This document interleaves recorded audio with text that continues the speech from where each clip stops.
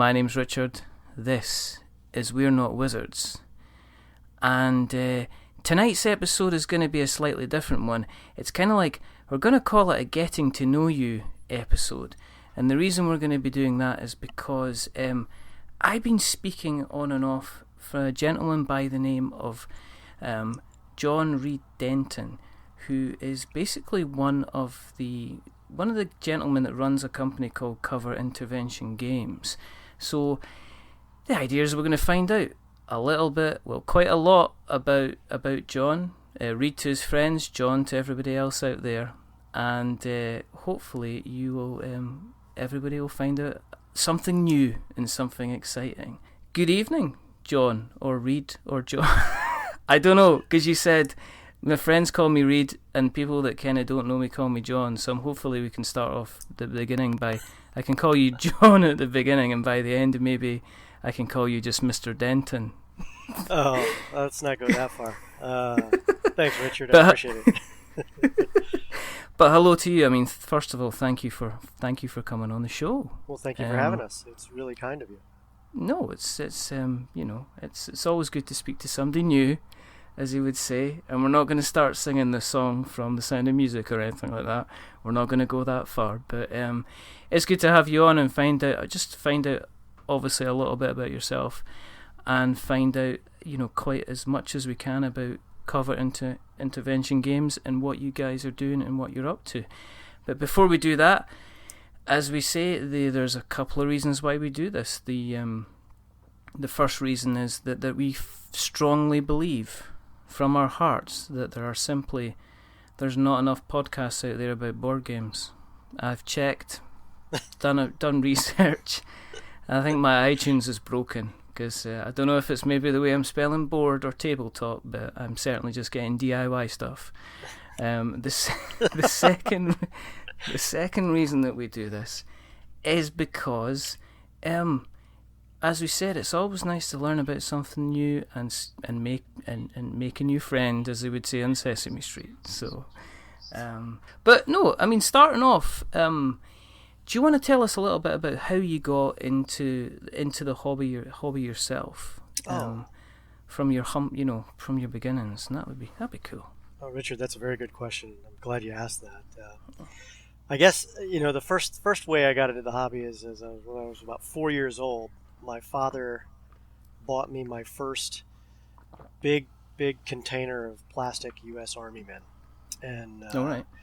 And it actually came in a giant 155 millimeter howitzer round case. It was really awesome. So I had this ammo crate that used to have howitzer rounds just full of Army men, plastic tanks, and everything else. So at 4, I had the little Army men gene installed, I guess you might say. And my dad and I used to spend hours throwing marbles and crap at that stuff, and just having a good time. And for some reason I always won when I was playing my dad, and I don't know how that happened. Yeah. He was really good, So, but that got it started, and and then from there, a few years later, there was a young man named Scott who lived around the corner from me. I grew up in Arkansas. And if you've never been to Arkansas at that time, there wasn't a heck of a lot going on in terms of the game scene back in those days. This was in the mid '80s, I'd say. And okay. Scott played with these little, lead figures that were really interesting. And then later he showed me Space Marines and Rhinos and stuff like that. Mm-hmm. And I discovered Games Workshop. And I may have been one of the few people in all of the state of Arkansas at the time that bought the first Rogue Trader rule book. And from there, I was sold. I was into the hobby. I was learning to paint horribly, of course, but then I got better. I mean, you have to paint horribly. I mean, that's the rule. Yeah, yeah. And then from there, we transitioned straight away into bigger and bigger hobby. Later, we tried some more complex games like BattleTech and some of those other games too, and had a ball with those as well. And then eventually, I went into a variety of different job roles and climbed up the corporate ladder for a number of different companies, from GE, and later on the government work and the military itself. I've got 23 years in the U.S. Army, Oh, right, okay. Yeah. So from there, at some point, I had a friend who was kind of a manager there, I'd say, at Games Workshop. And what he did is one day I was telling him I was thinking about leaving the government and going into something else. And he said, well, why don't you interview with us? I said, I was like, Games Workshop? Are you kidding me? Because, Army, 40K. I mean, I mean, it was a good. He was a former Marine, and he was a good friend. Right. And I trusted him. So I interviewed. I figured, what the heck, I couldn't lose anything, and they made me an offer I couldn't refuse, and so I signed on to Games Workshop for about 3 years as a regional manager and later as a director. And, really? Yeah. And in the U.S., it was a great company. For me, some things changed, and so I stepped away from the business, and we transitioned back to government work, and then this opportunity came up, and we started a game company from it. So that kind of my whole hobby. So pedaling back a bit, I mean, do you have a substantial collection of Games Workshop, or were you one of these? Were you kind of like the kid in the cookie jar that you ended up not wanting to take too much home, or were you the guy that and here is my orc room, and here is my marine room, and no, the cupboard has got my dark elves in it, but we don't talk about that. Yeah, well, that would be in the pleasure room, but that's a whole different story from 50 Shades of Grey. It's got velour and magic in it, and that's all you need to know. Well, it smells of rich mahogany. What can I say? Oh my goodness. Yeah, I've got a game room that was pretty sizable. I think I had to move off some of my stuff. I was just had too much stuff, and it was just I wasn't getting enough playtime with it. I still have a sizable force of a variety of different things. I was a huge Gene Stealer fan. I have an original Gene Stealer Cult Army. Before Games Workshop got rid of all the bits, I bought out, I think, pretty much everything left in the Gene Stealer bits bins that were available. So is this pure? Are you a pure Gene Stealer guy, or did you let the occasional Tyranid kind of sneak in there as well? I've got a few Tyranids here and there. I think I got some Termagants sitting around here somewhere. But no. I'm just imagining you kind of like going through your cupboards to say, right, okay, I'm sure we had a spare dishcloth in here, or here something. Oh, look, there's a couple more Gene Stealers. Yeah, those little buggers get in everywhere. It was like that, yeah. So, and then it was negatively impacting like my living room at one point. So we had to find some better storage solutions, I'll say. And then from there, I was a huge Space Hulk fan a long time ago as well. Loved the 3-minute timer concepts. I mean, there's a lot of good mechanics in Space Hulk from a game development perspective, as well as just from a plain fun around the table perspective. That was huge, so much so, and everybody knew I was such a huge Space Hulk fan that at one point I was deployed to Baghdad with the Army Reserves while I was with Games Workshop. All right. And to Games Workshop's credit, they knew I wanted a Space Hulk box set when they first reintroduced it. Was that what year was that? The 2014 or the... No, the 2009, 2010 All right, okay, yeah. So they actually sent me one while I was in Baghdad. Like, just sent me a copy of it. And there's pictures of me somewhere where I'm like, giggity. I sent it all back. I said thank you so many different ways. Because that was showing, some real good stuff as a company. Did you play when you were out there then? Did you get a chance? Did you just wait? Well, if I open this up, there's going to be kind of like grit and sand and... Oh, that wasn't the worry, although the sand is horrible there. The problem was good luck finding super glue in Baghdad. It just wasn't going to happen.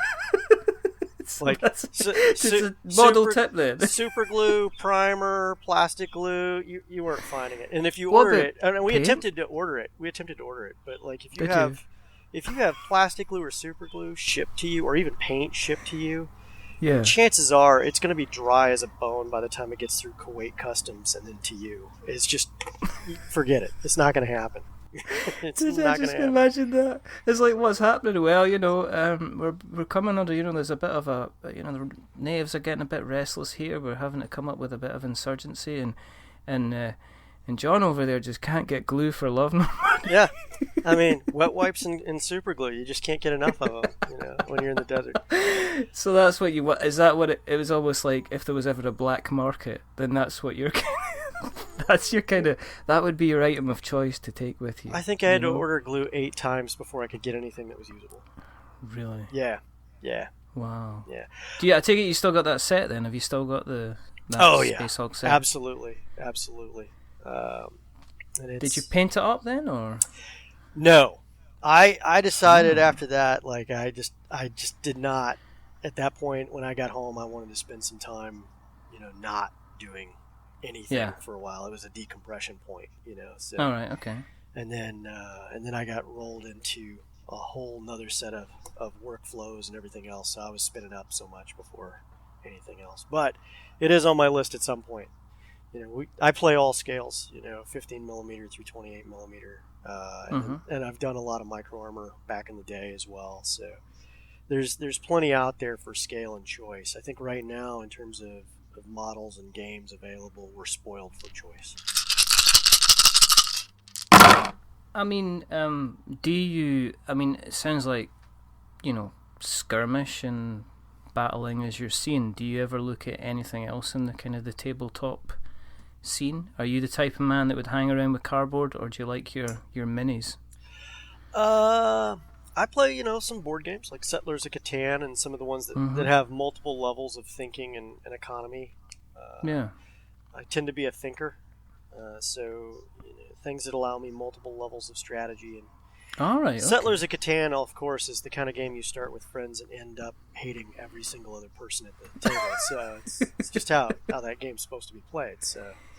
So you're a bit of a Euro fan then? Are you the type of guy that would get, something like Power Grid to the table? Anything where you're having to maybe have kind of like 3 or 4 moves ahead and thinking about your economy and your resources and your workers and stuff like that? Is that kind of like your bag? Yeah, it's mostly because Candyland really doesn't have much replay value.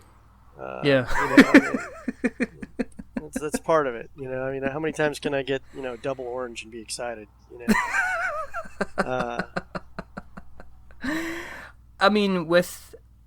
So you spent some time out. You took a break from it all, and then how did the idea for the company come around? Where what made you think actually? I take it Games Workshop were pretty much interested in having you. You would have been able to go back to them again if you wanted to, I'm guessing. I don't know that I'd want to go back. It's a different company now. It's not a bad. Okay. I still have friends that are there, and they're great people, and they're doing great things. And they but they really did give me a hell of an education in terms of. I was always a business kind of guy, but they really did help me understand how game companies can be successful, or how they can be tripped up on their own grandeur. Smaller companies, they have some case histories and stuff like that they've talked about. They teach you the history of wargaming. I mean, there's a culture there. There's definitely a culture. Yeah, no, there absolutely is. I mean, obviously a bit of news that came out a little while ago now was the kind of the breakup between Games Workshop and Fantasy Flight. My opinion is that Fantasy Flight is an excellent game company. Fantasy Flight is also coming out with their own games. Yeah. From an outsider's perspective, Fantasy Flight may have just become competition. So, right. Because they're making their own miniatures lines now and supporting some of that stuff too. So, it just may have been where they decided it was time to, not feed that beast anymore, or whatever it is they went with. Yeah.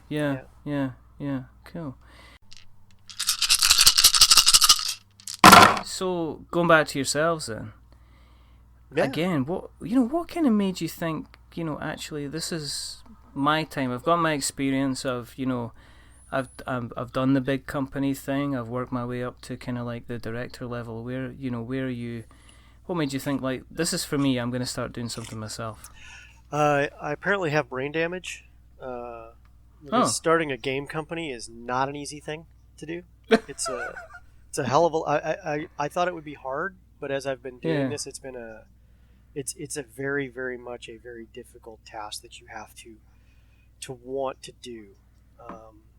If if you're starting out and you think this is going to be fun and we're going to play games all day long, you've already lost in the business side of it. So it's not. There's a lot of very serious, money decisions that have to be made and stuff like that from a game business perspective.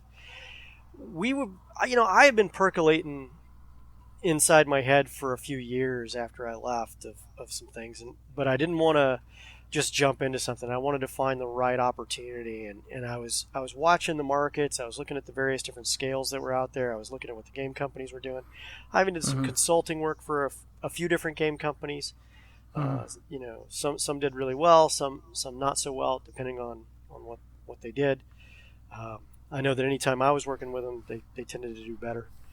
The thing I've found is that the game industry is fractured in many different places, depending on which scale or which game system you're in. And when you can see it as a business and you see that there's a fracture and that there's an opportunity to make it easier on the customer or the hobbyist or the gamer or whatever they are, because everybody's hobby's different. Some people just paint, some people build, collect, play games and do it all. Some people just do a few things. When you can make it easier for a person to enjoy that hobby by just taking a couple extra steps to go, in their hobby, to make it easier for them to find what they're looking for and get it set up and ready for their piece of the hobby, you've created an added value. So we saw an opportunity to add a lot of value, and that's what we've leaped on, and we've actually done pretty well so far in terms of working some deals and getting stuff started. So how long have you been going as a company then? Now? We're about a year in, and whoa. Yeah, but we were really quiet for like the first 6 months. We were just testing stuff out, trying to figure out what's out there. Part of our game systems that we built were stuff I did originally built for Department of Defense on my own, and just for some fun stuff for them to test out and see how it worked. We tried some other different war game systems that were already out there, and we had various successes or failures, teaching, tactics and stuff to the Army and to Department of Defense. So is that what you were doing? You were actually saying, okay, here's an example of a situation, and you scale that down into kind of what, a system level, a gaming system level, and you teach people kind of tactics based around that? Kinda, yeah, absolutely. Okay. We can make it that simple. There's if you want to get complicated, there's three. I'm happy to get complicated. This is your night, John. Oh. I'm one of the things we like here is, tell us. If people want to be educated, and we're always pride ourselves in letting our guests kind of tell everybody what they want to say. So yeah, let's get complicated. Oh man, nerdy as we can get. All right, let's jump down this hole. I'm happy with this. All right, well, there's 3 levels to war in real life. There's the strategic, there's the operational, and there's the tactical. Mm-hmm. And most other game systems out there are, in terms of war games, are really focusing at the operational and above. Mm-hmm. So if you look at Axis and Allies, that's a very strategic game. If you look at there's what's it called? Flames of War. That actually tends to be a little bit operational. There's always bleed over between some of these different levels of war, so you'll get some tactical as well. Yeah. The reality is that there's only a very few companies that are putting together something that's reasonably decent for the tactical level of war. But what's happened is, what we saw is most of those games really get into these crazy detailed requirements and rules mechanics because they weren't able to figure out the math to do in one dice roll what everybody else was doing in 6. So we've statistically pushed that down to create the same tactical effect, and that is the big goal, is to simplify yet achieve the same results tactically. So when we were using other people's systems, it got bogged down, especially at the tactical level, on all these complicated, action reactions, difficulties with I go, you go turn-based systems, which don't allow for what is the fluidity of tactical combat. There's all sorts of things that just were crazy out there. And we worked on a system that we originally called Mil-Spec Bogey, which is one of the reasons that we called it that. It's one of the reasons we have the bogey icon as our mascot to this day. Right, okay. Okay. And so it's not just a logo; it's a mascot, as we like to joke about it. So from there, we were able to really create something pretty spectacular from a DoD perspective, or a military, fun training exercise perspective. It was great. It was fantastic. From a tabletop gamer's perspective, it's missing a little something from the gamer side. The heroism of your captain needs to be just a little bit more heroic. So we added a couple more layers to that, and as we were developing it, we were trying to figure out, what do we do for the line to support this, who's got the best quality and the best depth, because the other factor for us as a company is, if you don't have the best quality out there, everyone else is going to get your business. So not us. So and the hobbyists truly appreciate the best quality over anything else. No one wants ugly miniatures on the table. It's part of the spectacle of the battlefield, right? No, the Space Hulk, Space Hulk 2014. Those miniatures are breathtaking, aren't they? They're stunning. Absolutely. It's the point. It's the individuality of the miniatures. It's not something that looks like you have pressed 14 units and just stuck it out there. You've got the. You would just sit and look at them. I remember opening the box, and the box is heavy because the cardboard in there is the thickness of bread. Mm-hmm. Absolutely. When you're putting these tiles down, you feel like you're laying like paving slab down. You got to wear gloves when you put them on the table, otherwise you're going to get your fingers trapped under these tabs. But absolutely.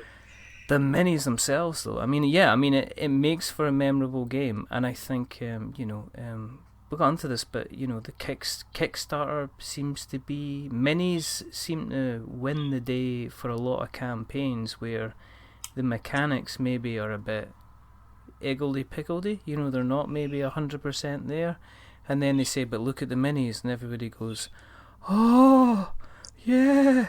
Absolutely. And that's kind of, that's where you get the backing up. Absolutely, you nailed it. It's about the minis. So we looked around, and we were kind of excited about where were we going to find, a sculptor who could produce this at the level of detail we needed, because we had two problems. At 28 millimeter, it's just too big. That's just too big. You can't fit, as I like to make jokes about a lot of things for my competitors' scales. Not to make fun of my competitors, because I play in all those scales too. I even probably play their games. Yeah. But 28 millimeter for a realistic war game, you can't fit a platoon on the table unless you want your team of highly trained killers to hold hands and skip as they're shooting at their enemies. They're just too big. So we had to go down to 20 millimeter. We didn't want to go to 15 millimeter because we didn't want to lose the detail on the models that makes the exciting factor of painting them so fun. So we went to 20 millimeter, and as we were looking around at 20 millimeter, I remembered Elheim and Matt Hingley over at Elheim, and we reached out to Matt, and we talked for a few months to figure out how to make this a win-win, and we made an exclusive manufacturing deal where we're the only other company besides Matt that can manufacture these miniatures. And so we're packaging them just a little differently. Matt still gets all the credit. Matt made these miniatures, and he's working with us to create, any miniatures we request. He'll help us get them out there, so that we can actually offer the comprehensive offering for the games that we create. If you buy a platoon of infantry from us, you will be able to get everything that matches the order of battle for that platoon. And then if you want to upgrade it with additional things that would come from the battalion or company, we'll have those miniatures for you too. That's why we're going a little bit slower on some of our production. I could throw together molds all day long and just put out the same things that everybody else is. Yeah. We want a better quality product. So we've had to slow down a little bit, look at what we're doing, make sure that what we're spending the time making a good solid quality mold with meets or exceeds Matt's already pretty good quality level. And then we've put together already the U.S. Army platoon deal, for example. And then special note for your listeners is the modern Russian army is coming next. So. Oh, right. Okay. So how long does it take from somebody deciding they want to make a particular model? How long does it take to sculpt something, to get something together? Are you a real stickler for the detail that's going into it? do you have, how does that kind of work? We are a stickler for detail, but we're not. We also understand the limits of what you can show on a model. So there are some things that we're WYSIWYG about, and there are some things that we don't sweat. Like, where is the antenna actually located? We may have to adjust that in order to get our tank models produced to the reasonable expectation of a detail level. We just adjust the antenna slightly to the right or to the left to meet molding requirements or something like that. And that's just to get the model in the hands of the people with the detail level that they deserve, but it's not enough that actually changes how it works on the tabletop or that it really impacts the look of the model either. However, if we say that a model's carrying an RPG, he better have an RPG in his hands somewhere or on his body strapped to him. So, that's just how it works here. So no, there's nothing worse than somebody playing with particular rules and then saying, well, he's about to get out his shotgun and do that instead. And it's like, well, where is his shotgun? He's holding a shovel there. Yeah, exactly. And he's just gonna have to pretend he's actually holding a shotgun. Or you run around thinking you're gonna shoot the guy in the face with a pistol, and turns out his shovel's a shotgun. You just really ruined your own day that day. Yeah, I hate it when that happens. I hate it. Yeah. But you see, started digging a hole. Oh no, it's actually a shotgun. All right, okay. Yeah. I mean, that's not a shovel. That's no fair. Or you're going to take your Apache over and really just smoke the guy with a 20mm cannon. It turns out that shovel's a stinger. And it turns out that Apache's actually a tent. Yeah, I mean, so you're not getting anywhere at all with. What do you mean that can of Quaker oatmeal is actually a tank? That's no cool. Yeah. Well, he did roll 2d8s, so yeah, exactly. He kind of gets his way. So with this, you're putting the gaming systems together with the miniatures at the same time, then? Absolutely. Okay. Absolutely. And right now, the toughest thing for us is making sure that either A, we have the miniatures that we need for it, or B, that we have the rules for the miniatures we already have. So it's kind of like, because we're starting off with both, two things ready to go already. Mm-hmm. It's kind of like this double whammy that makes it actually a bigger pie to eat at once. If you understand what I'm saying. So no. I mean, you can't. Yeah, I mean, it's kind of going back to Bill and Ted, isn't it? You can't have a Righteous video if you don't have Eddie Van Halen on guitar. You read my mind. You got to have that virtuoso there. And excitedly, it's been an exciting trip for us to overcome these obstacles and learning as a game company, a small plucky game company, as I like to call us. It's been exciting for these obstacles to be overcome. We've got a great team of volunteers who've been helping us with rules development. They're all great guys. A lot of them former military or former law enforcement. They get it intrinsically what we're doing here. We've got a great group of people from my network of former GW guys who are all over the industry still today, are very much interested in the hobby, that are helping us out. We've got just tons of things stacked in our favor, but it's still a lot of obstacles that we have to overcome. From size and scope. When you're putting together something this big, anyone can put together a crappy game, but when you want to put together a good game, there's a lot to it, which we didn't realize until we really embarked on the heavy duty journey that this is. Well, I think it's the time thing. I mean, we've had a guest on, gentleman by the name of Frank West, and he just ran a really, really successful Kickstarter campaign where he did pretty much, in your money, it would probably be the best part of about $350,000. Mm-hmm. And he was looking for a budget of about $35,000. Mm-hmm. So he pretty much almost kind of like did, I think he almost about 9 times what his budget was. But his game, The City of Kings, when we talked to him about it, it wasn't just a case that he woke up in January and he had it on the Kickstarter by March. He said, I've actually been working on this for 2 years to kind of get the balance right and get the statistics right and get everything kind of working, and the rules and the gameplay and even the figures down to like what the cover art was going to look like. And he had a lot of planning. I mean, with you with you kind of moving away, being in Games Workshop, where I guess you had the ability to be able to say, okay, I need 15 of these done, could you go ahead and do that, to you being more closer to the coalface, have you noticed as challenges kind of come up which you didn't think were going to come up, that were going to take a lot more time? I would say that in my previous role with Workshop, there were people who handled a good chunk of the things that I just took for granted back then.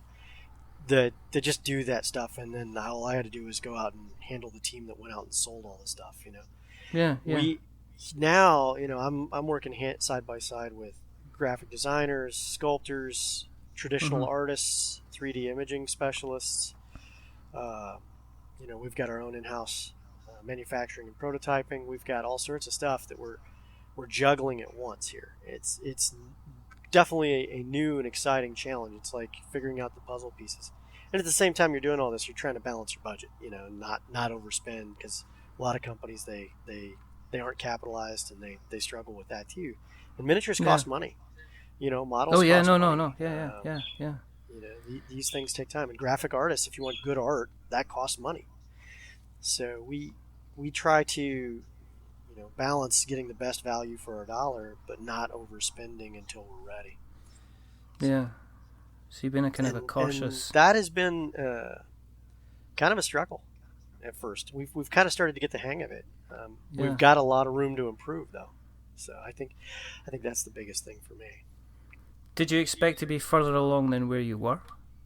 Or have you? Oh gosh! Has it surprised you where you are? When I started a year ago, I thought I'd be bringing in millions by now. No, I'm kidding. No.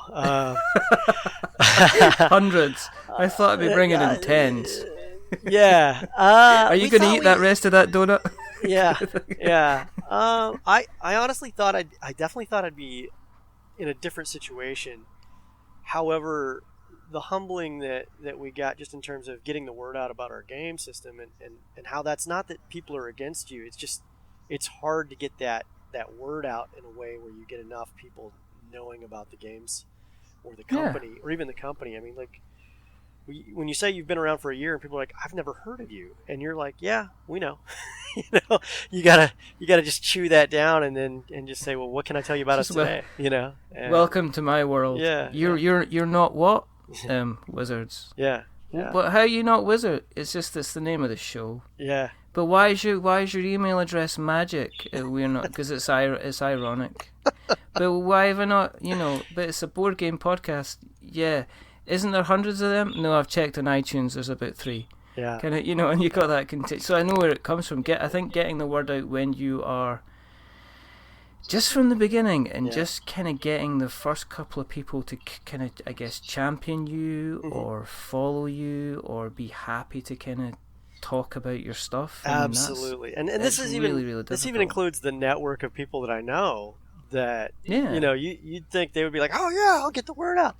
But the reality is a lot of people at Games Workshop have thought they were going to go run a game company. Just like, and so like. There's always that, well, let's see what he does first before I put my name behind this. And I can't blame him, because there's been a lot of people who've started something and you're just like, what the heck is this guy doing? We hope we're not those people, and we think we're not, but it definitely has some moments where you're even some people that you thought would jump all over this and support it. No one's going to support a game as much as the guy who creates it. Period. Like, oh no, you'll absolutely. get some champions out there, but there's a guy who's going to put his heart and soul into it. And they're the champions are fantastic. There's always love my champions, and I got a few of them too. Thankfully. Yeah, and they're just amazing people, and we have people that we, that they tweet the show out on Twitter. They always like your tweets that they've made. They're the guys that share. They're the guys that like the page on Facebook. We've got a little kind of, I guess, a kind of a non-wizarding. We need a word for the kind of, how people have like, the Rockets and stuff like that. Names of things that they have. You'd have the Interventioners. I don't know. You're fans, basically. And we don't have that. But there's guys out there, I mean, just as a quick shout out, there's a guy called Rory Summers who constantly just is really, really supportive to us. And I've never publicly said it. So thanks, Rory, for everything that you do. But you've probably got the same as well. We've got a few. John, you know. We've got a few.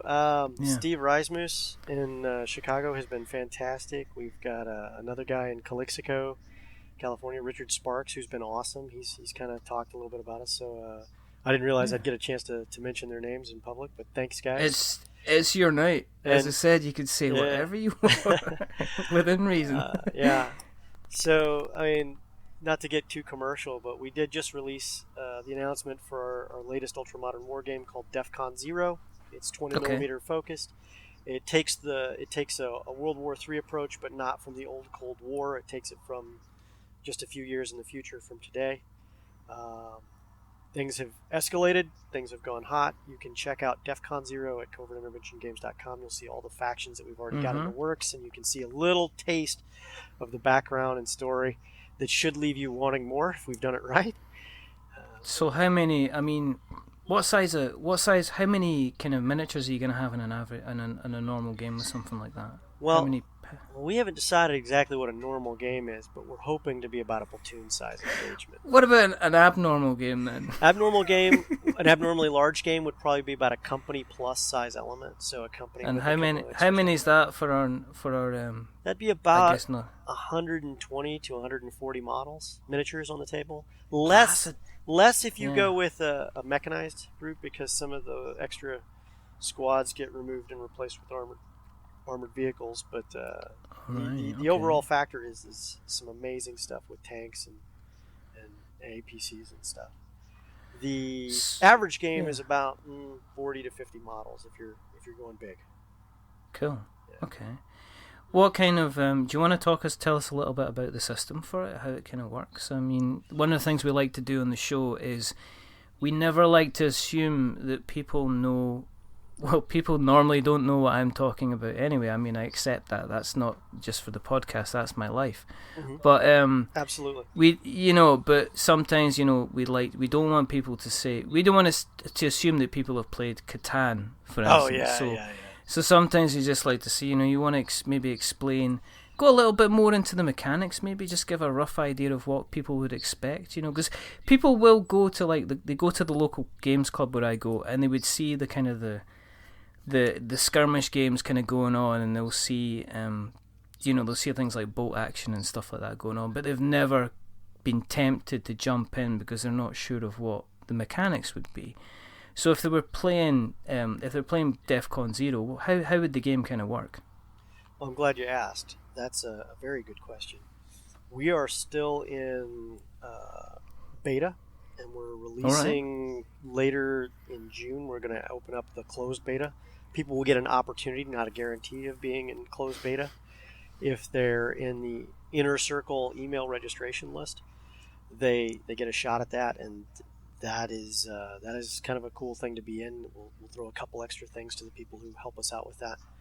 Mm-hmm. They got to be serious gamers. They've got to actually be playing the game. So we'll have some filters for that too.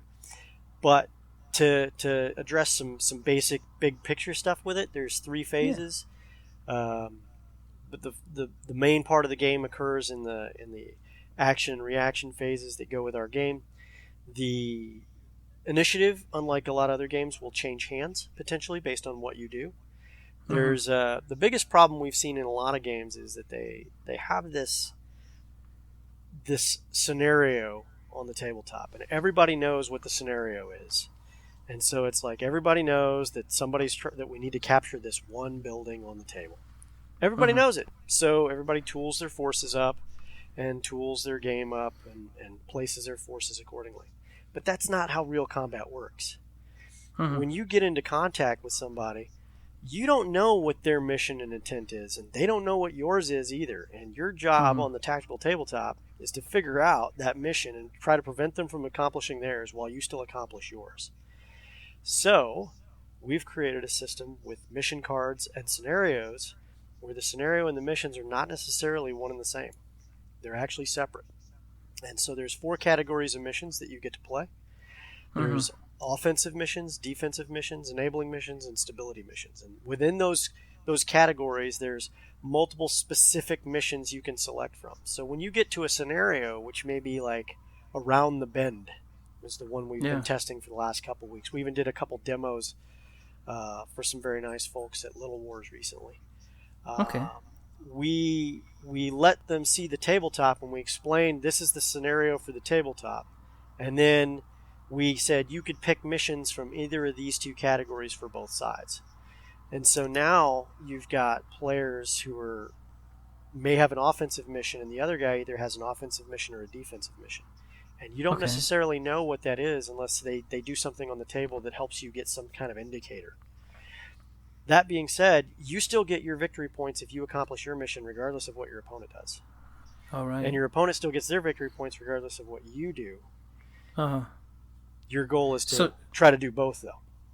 So it's not just a straight, there's the bad guys, or there's the good guys, or there's the in-between guys, just go and wipe them out. There is a case that actually the job, it's almost like you got to tool up your team for the potentiality of what the other side are going to do, but at the same time you've got to maintain a strong squad to make sure you cover your own objective, essentially. Just like in real life, you have to maintain a tactically flexible unit. So you can't. Your min-maxing will occur in any game. It's just going to happen. We know that will happen. This is one of those factors that if you attempt to do that, you're going to fail at a lot of missions if you min-max only towards one capability, one tactical choice, because it forces other people to both try to stop their opponent as well as accomplish their own mission, and you cannot do that if you're tooled up too much one way or another. So are you looking at working towards a campaign? Then to what I mean is this going to be part of a campaign? Have you got the ability to play maybe a small kind of 4 or 5 mission campaign, and have you got views to having maybe ones that are 10, 15, 20 missions? I am not at liberty to say. However, we have some capabilities. We definitely have some amazing capabilities coming that is going to blow your mind. Stuff that, like, there is stuff in here. We talk to wargamers and we're like, well, what if you could do this? And they're like, I want to play that game. And we're like, this is going to be too easy. Yeah, it's got the bigger, it scales up well. So if you want to go to 12-foot long tables, 50-foot long tables, you can do that at a big convention and you still have an amazing game. So all our scales are match real life. So if this tank can shoot 4,000 meters in real life, then the tank can shoot 4,000 meters on the table. Not 4,000 actual meters, but 4,000 scaled down meters. That would be amazing if a little tank could do that. But where are you going? I'm going down the shops to get some milk. Yeah. Okay. Well, I'm shooting you from here. Yeah. Exactly. Exactly. You better run. Exactly. But you're not telling me things. I feel like I was getting towards being able to call you Reid. I feel that I've slipped back to only being able to call you John, and even potentially into the Mr. Denton. Don't just shut me down. Don't kill me. So, from a mechanics perspective, though, there is definitely your ability to move and shoot can be done at any point. So you can move and shoot. You can shoot and move. You can move a little, shoot, move a little more. Overwatch is capable. You're rewarded for actual tactical gameplay for the use of cover and concealment, and your opponent, and you're also rewarded for having covering fire and suppressive fire against your enemies. So the impact is an actual in-game impact to your opponent's ability to fire on you when you suppress them, and that is how you engage your foes in real life. So we've seen some benefits of that. However, what we also know is just like in real life, some of these firefights can be quick and brutal. So if you set your guys up right, your infantry up right, and they're in position, and they're able to light up the enemy with concentrated fire very quickly, you can brutally win a game in a very short period of time after that first engagement. So do you get? I mean, in terms of the mechanics, is it kind of like you attack with a certain number of dice and the defenders defend, kind of thing, or is it a case that I'm attacking you and you just have to take the attack that I'm taking? No. No. You don't just have to take it. As a matter of fact, if you set it up right, theoretically your opponent can interrupt your move and attempt to fire first. And at that point it comes down to what we call the capability of the forces. So we have what are called capability ratings. And the higher your capability rating, the more likely you are to achieve the goals you want as opposed to your opponent. So what typically winds up happening is higher trained Western armies versus lower trained not Western armies. There tends to be a little bit asymmetric size difference, which is how it is in real life as well. So you'll find that your American forces will tend to be smaller than your Middle Eastern counterparts, or even lower-ended conscripted Russians, for example. Okay. You'll have a lot more of them on the table versus the Americans, or the British, or whoever it is you want, the UK forces. Yeah. So we found that the mechanic overall has been very effective at showing what real combat can be, but we added that layer of gamification where your commander can help make sure your troops hold the line at that critical juncture, and some of those factors that makes it a little, just a hair gamey, that make that because it would be very, very not fun if the Abrams tank smokes everything in turn one and they call it a day. Exactly. You spent half an hour setting everything up, and then it's just like, and then boom. Like 10 seconds later, it's Miller time. You can't do that. Bye. So, yeah. So we do have some key components for that. It's been pretty solid for us so far. Is there still a lot of reliance on dice? Yeah, we definitely have dice. Yeah. The dice, though, are stacked to the statistical ability of those units. So, the higher you may have a D8 for a modern U.S. force that's well trained against the D6 of a lower-ended force. And that is the shooting versus moving. And then body armor comes into play. Cover and concealment comes into play. Thermal imagers could come into play potentially. We have rules for accidental fires being set and then purposefully setting fires because it happens. Your average tracer round does have some incendiary effects potentially. So. Okay. Would you ever consider moving away from kind of dice altogether, or do you think it's still an important part? Well, the dice are there to create a statistical weight and advantage, but just like in real combat, not everything goes the way you intend, and so there has to be an element of things going wrong, and it does happen. You think you're going to hit those guys, but you miss. You stack the averages up so that you do a lot more with groups of teams of people than individuals. Okay. If you could show me a system that does it better than dice, I would be happy to use that. Card systems are just way too random. It's like the double orange in Candyland, We're not really happy with the effects that can have, and then it creates one more crazy thing on the table, whereas most people have plenty of dice laying around. Yeah. So we think that the user adoption rate actually goes up when you have a mechanic that creates the same effect, but also reduces the load on them for having to pick up yet one more crazy thing. Yeah, I've seen it. I mean, I've seen kind of hybrid kind of difference between, like, say, the use of cards and the use of dice, but usually the use of cards would be on the enemy kind of AI side. Oh yeah, solitaire games. Well, even I think the new Dark Souls game that's out, the enemies themselves don't roll dice at all. If you're defending against them, they always attack. They always have an attack value of, say, like a 4, and you have got to defend. You take your armor into account, and you roll number of dice based on your armor, and that's kind of thing, and that kind of works kind of well, because there's a standard that the enemy is always going to try and hit you at, and then the luck side of things comes into your kind of preparation, which is always the kind of the consideration. I mean, you're talking modern. Obviously modern and slightly moderner warfare. Is that the only genre that you guys are tackling? Are you going into anything else at all? Yeah, we absolutely are. We have modern sci-fi in a couple. Are you going to tell me about it? I would love to. I would love to tell you about it. Arc Shadow Wars is our modern sci-fi game that we're also in development with. It shares some base mechanics with DEFCON Zero, for example. That is, it's funny we were mentioning cards, because that is actually something we are looking at, some mechanics that will use cards. for some of what we call our psych magics.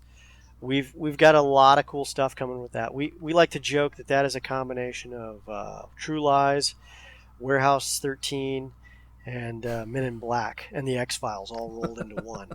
So there's a lot of cool stuff in there, a lot of cool factions in development. We've already got some miniatures already put out for it, just because like we had them and we said, well, why should we wait to put these out? People want these miniatures for everything.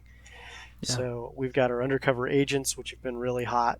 Those were actually sculpted originally by Bob Naismith. He's the guy who's done a lot of stuff for some other companies, including Games Workshop. Our SWAT team is pretty doggone good looking, and we got zombies, but we have a ton more stuff coming in the next few months for it that is just going to rock your worlds.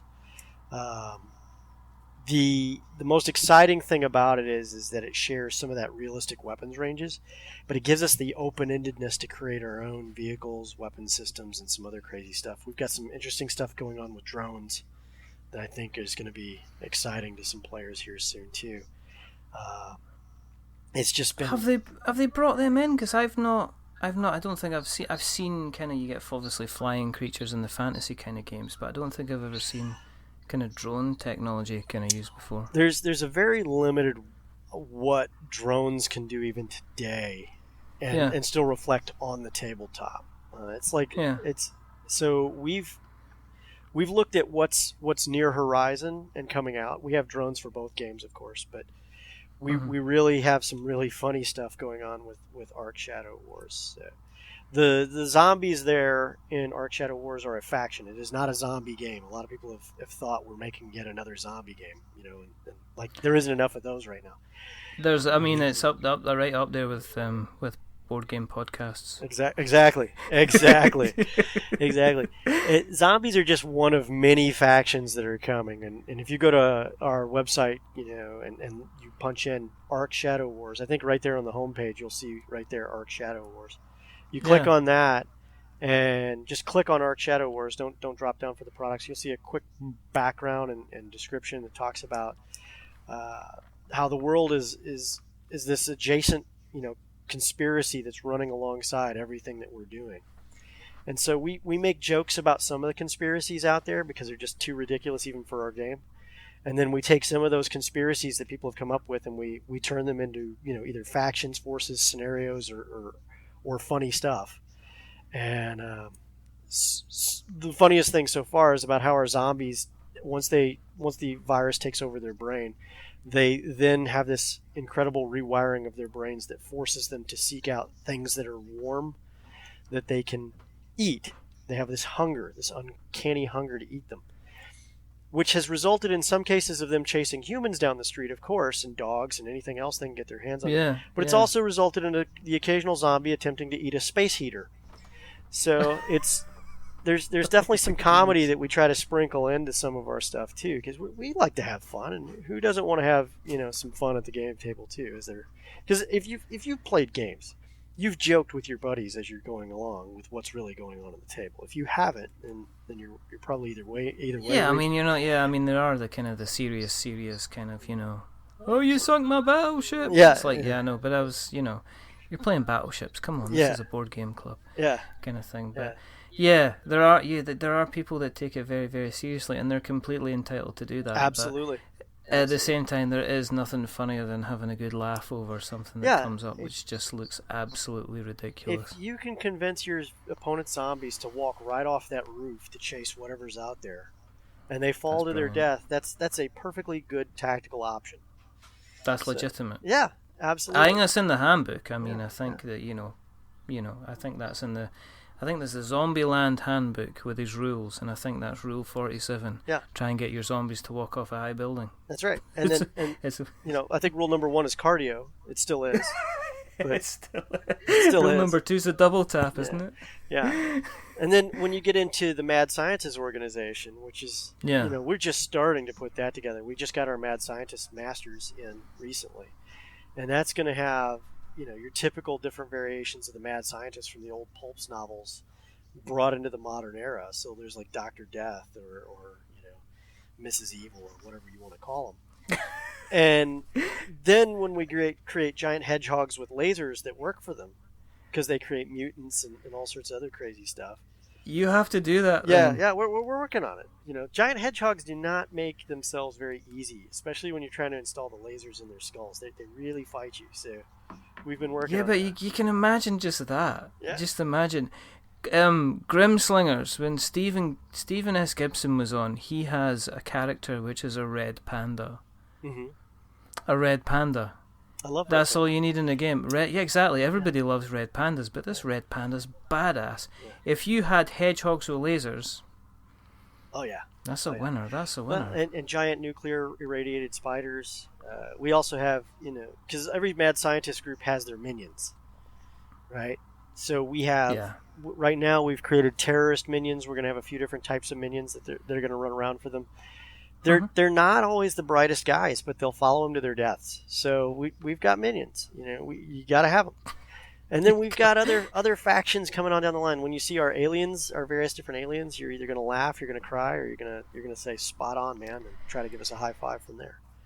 Is it difficult when you're doing the aliens not to fall into the kind of the normal kind of tropes that you see for aliens? It's like the big head, the big eyes, or the one that looks like the kind of the alien, or the one that looks like the big huge bruiser. Is it difficult to kind of come up with a design for an alien with, especially if you've had your little bit of gene stealer kind of I've got love and stuff like that. I kind of have an addiction to purple and blue. That's true. The thing I'll tell you is, we will take from the best of everything. So, do we have an alien race that looks like the prototypical alien race? Yes, because people want them.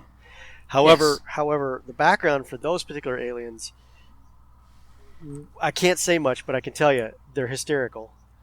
They're not what you think at first. They're actually just little sleazeballs is what they are, but that's another story altogether.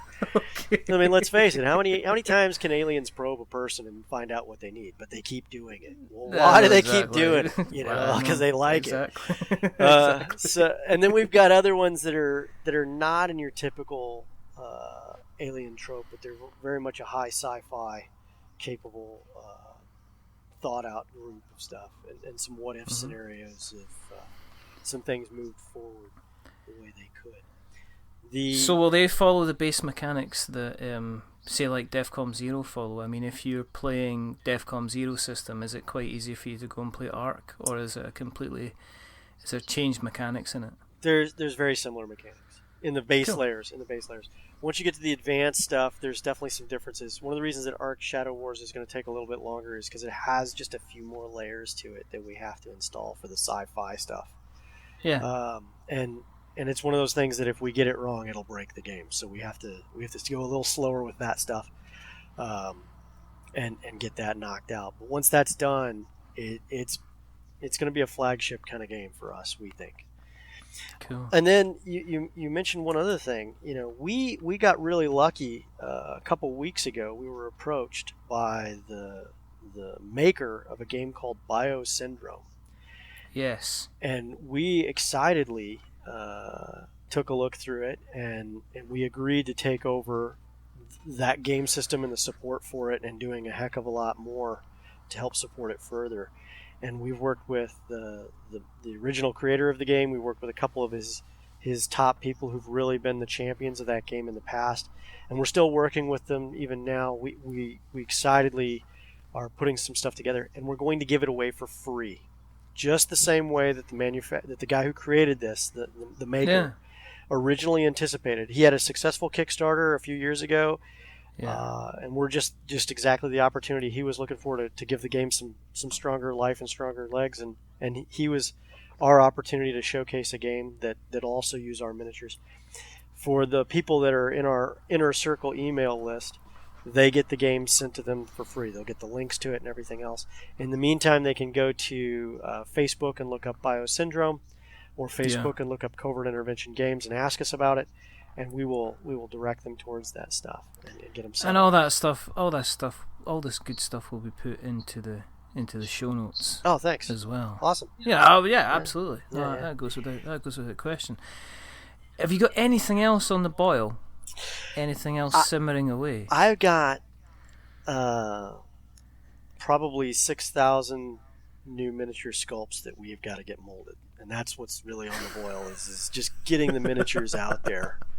Oh dear. And then we've got a number of tanks that we're working. We're just trying to make sure that our production chain for tanks hits the quality threshold. But once that happens, and once we figure out what that system needs to look like to create, a new tank, get it through, get it through prototyping, get it through production, then start producing, and then let people know about it. What that process looks like, the faster and faster we can do this. And we're really excited about the opportunity to make that happen. Tanks combined with a 20 millimeter offering from the same company is almost a new thing. All right, okay, that is cool then. So they'll people can of course play with anything they've already got. Some people like Hot Wheels and Matchbox cars. I've got a few out here right now that I'm working with because I don't even have trucks of my own. So it's been a joy. The other thing is we're working on a scenery line too. I mean, that's the holy grail once we can do all that. If we can get the matching scenery, we've already got stuff in the works. It's just a matter of how fast can we produce it at the quality level that it has to be at. So yeah. So are you looking, because a lot of the stuff that you do is lead. So with 3D printing and things like that, obviously 3D printing is kind of always up in the air with regards to the kind of the quality that you'll get. You'll always get a reasonable size quality that might need some additional work done. But are you going down the resin route, the plastic route, other routes as well? For our vehicles and scenery, everything will probably start off with resin. Okay. If we get big enough, fingers crossed, we can actually do that and service enough hobbyists who are excited about what we're doing. Then we'll look at transitioning into plastic first thing and make everybody even happier. It's just a matter of, do we have the threshold to do it and do it right and not overextend ourselves. Everybody wants plastic tanks. Plastic tanks rock. You can do all sorts of cool things with the inside of a plastic tank. Absolutely. But the machinery and stuff like that to actually get you in the position to be able to do your own molding and stuff like that, that costs an awful lot of money to get that kind of set up. Well, we've done a pretty good job getting ourselves into position so far. We've got access, if we don't own it outright, to some of the most high detailed prototyping equipment out there. We have a lot of friends who do this kind of stuff for a living in other industries that love what we're doing and are excited about it. It's just been a real... I'd have to say that if it wasn't for my network of good people and friends that are kind of supportive, and we're supportive of them in other ways too, I don't know that we would have been this far along. And so the miniatures, the models that we have forthcoming, it's all because of a bunch of great people coming together and excitedly helping us create something. We get asked all the time, will we do pre-painted miniatures and stuff like that, and we're just not going to do that. It's not been successful in either getting the product out fast enough, or it's atrophying the hobby, and we're just not interested in that.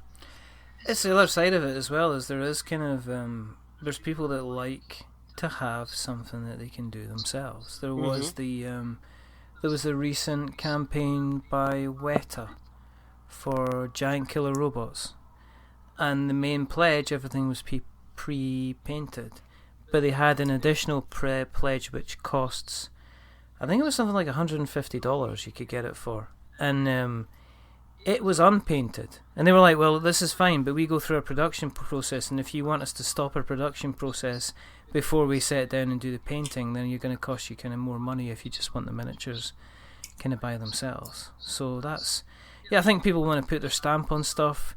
There's a lot of guys I see at the club that kind of customize stuff a little bit. They kind of make it their own.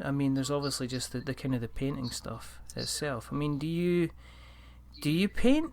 Are you gonna, do you get time at all to kind of, do you get time to enjoy the hobby still? Have you still got firmly the kind of the business head now on, or do you get time to kind of to play yourself anymore? I would say I have the business hat on more than I don't. The toughest thing for me is when you're sitting down to hobby, you always wonder, is there something else I should be doing to make my company more known around the hobby community? And that's the toughest thing is you're always thinking right now, I'm not big enough yet. I'm not big enough yet. At the same time, if I ever lose the passion for the hobby, I'm a dead man in this game, because you've got to be excited about miniatures somehow. And if you come off as like, oh God, not another miniature, you're just never going to make it. You're never going to make it. You might as well just fold up right there, man. It's just, so no, I have, right in front of me, probably 2 platoons of different forces for forthcoming lines and ranges that we're producing that I've still got to paint up. Every Thursday, we do additional all-volunteer testing for games and stuff. But typically once a month, we have what we call Hobby Knot, and that is our night that we just sit down and we paint. Now, sometimes that's stuff we paint for our company, and sometimes we've had people come in and bring their own miniatures from other companies' stuff and do that. Yeah. We don't talk about that because we're okay with people seeing other people's miniature companies on the side, just not while they're in our possession. But I can't stop people from doing great things with their hobbies. So we definitely want to encourage that. And the things they take from that immediately, can be applied to our miniatures as well. So we're totally okay with that.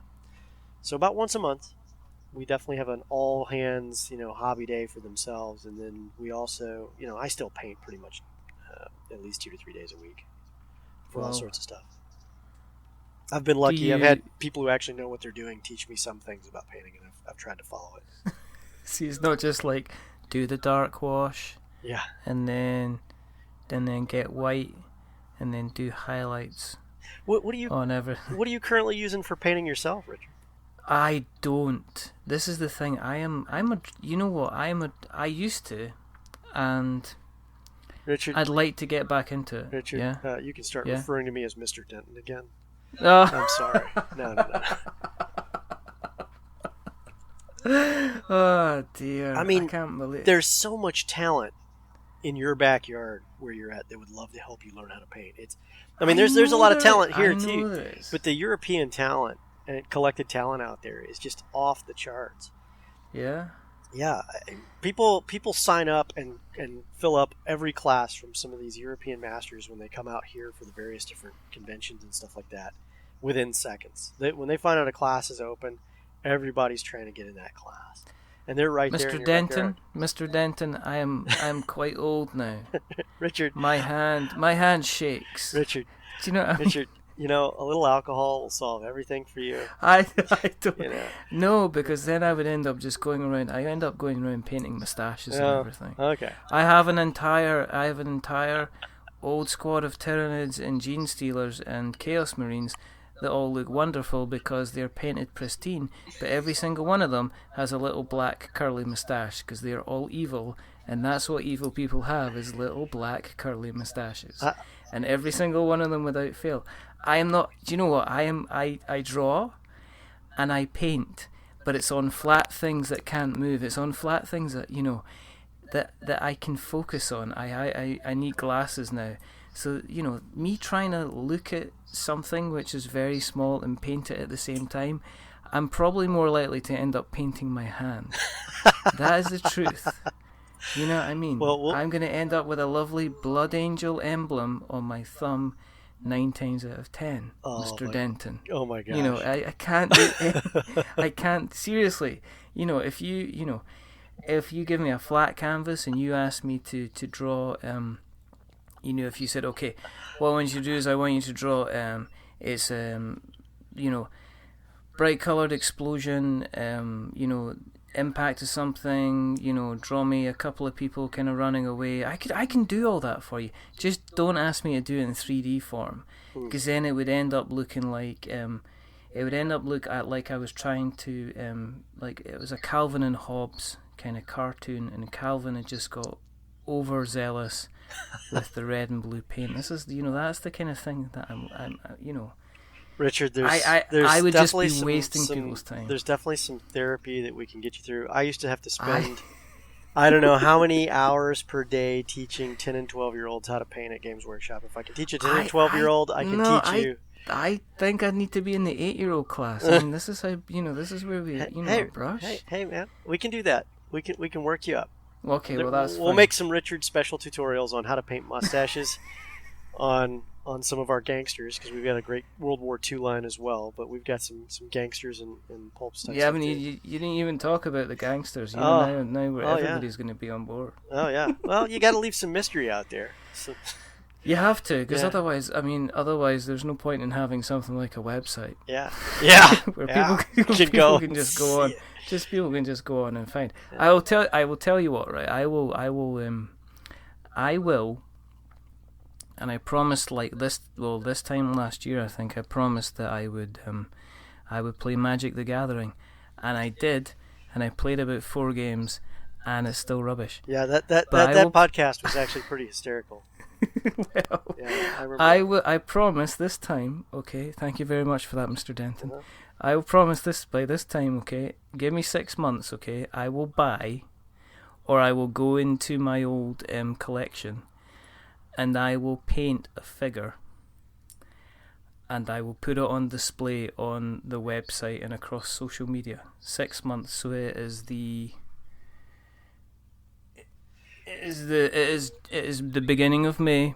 Richard. So by this time in November, it will be ready and painted and pristine. Oh, Richard, I'm gonna one up you. What's that? I'm gonna send you some minis. No. Oh yeah, I'm gonna send you a small little pack of minis. You can ruin them when you get done with those. Let me know. I'll send you another pack, and then you can do those right. Okay, now, that's fine. I'm pretty sure that there's some people up there that can help you.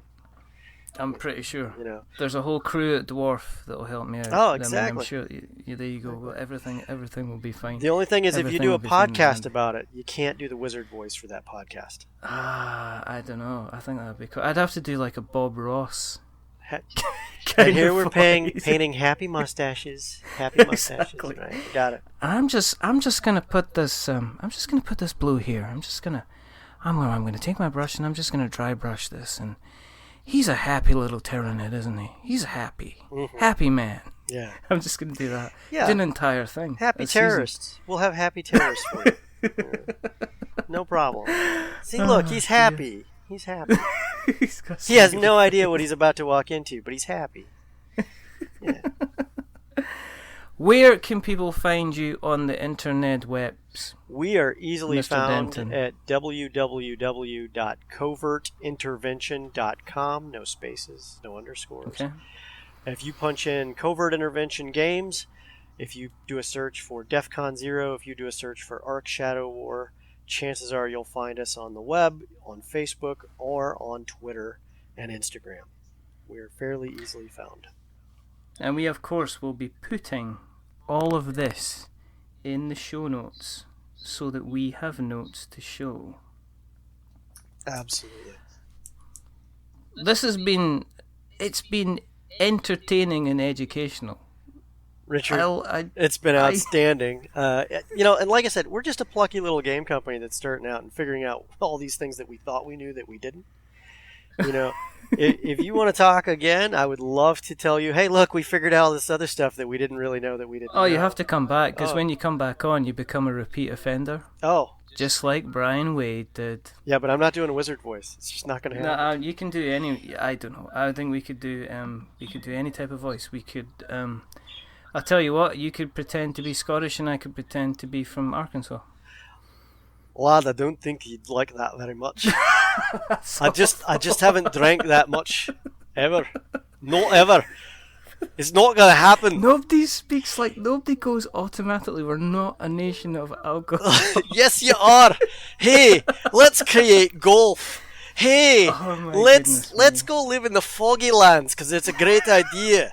No.